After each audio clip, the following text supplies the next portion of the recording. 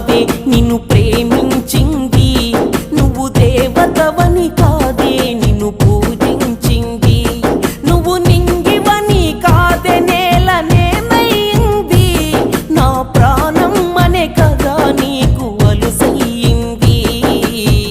రాతలో లేని రాధమ్మ చెప్పలేను